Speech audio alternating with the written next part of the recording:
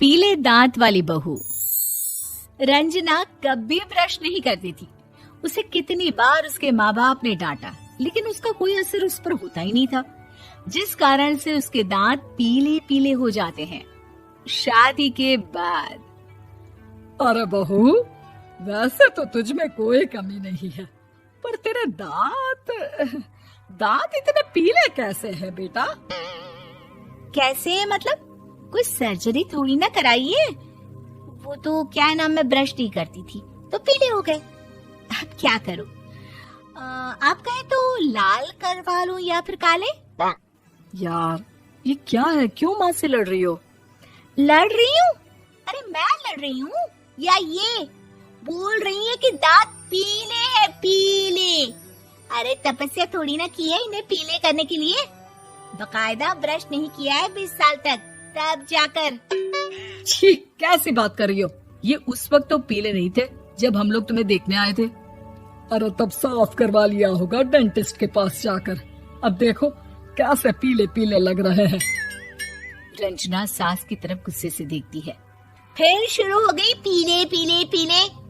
अरे पीले तो तब भी थे जब मेरे हाथ का रसगुल्ला उड़ा उड़ा कर खा रही थी और बोल रही थी, लड़की नहीं गुणों का खजाना दे रहे भाई साहब आप। खैर, अब वो लोग करते भी तो क्या करते, पीले दांत वाली बहू पल्ले पड़ी थी तो झेलना तो था ही। एक दिन कीर्तन में रंजना गाना गा रही थी। अरे कमला बहन, माँ का द्वार है, यहाँ तो सब शुद्ध होकर आते हैं, फिर अपनी बहू को ब्रश भी नहीं करवाती तुम। दूर से पीले पीले दांत भक्ति में बाधा उत्पन्न कर रहे हैं। अरे कोई 2 साल की बच्ची थोड़ी ना लेकर आई हूँ मैं बहू बनाकर। अच्छी खासी लड़की है, अरे कैसे करवाऊं ब्रश? ये तो उसे खुद करना चाहिए ना। अब माँ बाप तो इसके जैसे तैसे निपटा दिए, ये नहीं सोचा कि सास कैसे संभालेगी। सास बहू को लेकर घर आ जाती है, लेकिन सोच लेती है कि अब इसे लेकर कहीं नहीं जाएगी। अगले रोज बहू कहती है, अरे क्या हो गया, मंदिर नहीं जाना क्या? कीर्तन का वक्त हो रहा है। मेरी मधुर वाणी से कान्हा जी जागते हैं और सोते हैं। आप तो जानती है ना उनकी भक्ति में कितना मन लगता है मेरा। वो क्या है ना, तबीयत ठीक नहीं लग रही है मेरी, आराम करूंगी मैं। तबीयत ठीक नहीं लग रही? अभी तो मिथुन के गाने पर नाच रही थी आप, और अब बोल रही है कि तबीयत ठीक नहीं लग रही।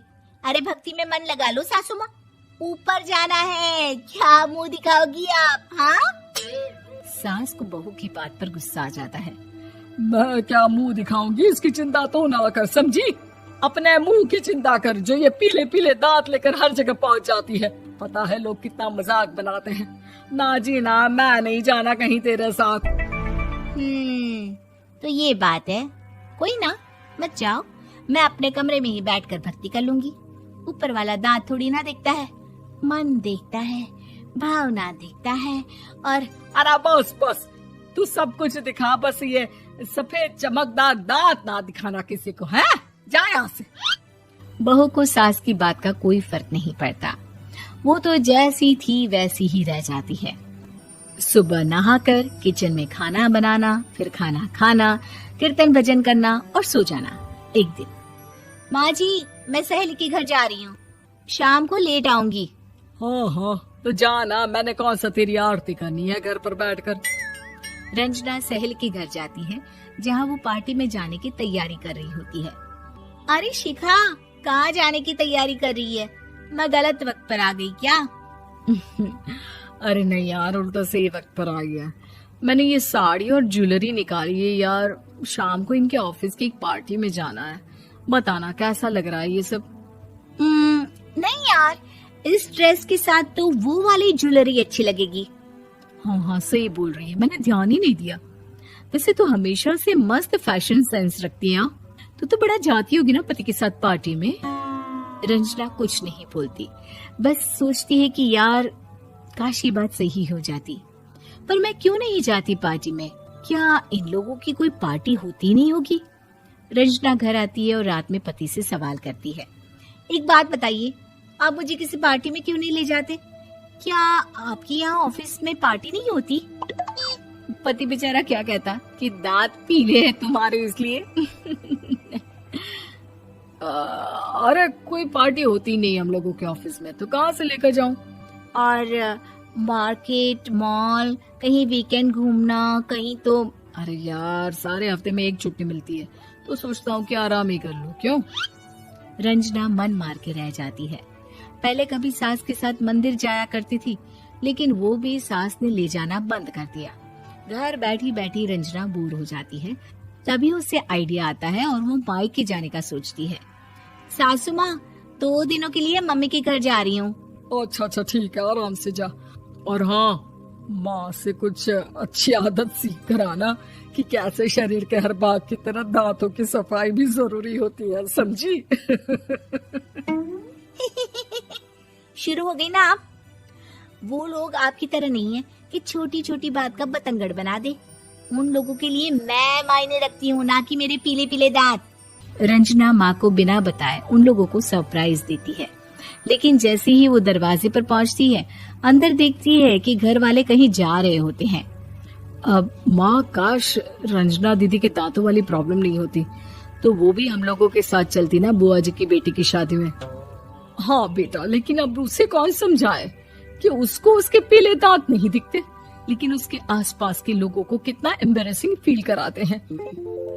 मुझे तो कितनी बार उसके स्कूल की टीचर ने शिकायत की कि उसके साथ कोई लड़की बैठना भी नहीं चाहती, और ना ही कॉलेज में कोई उससे बात करना चाहता था।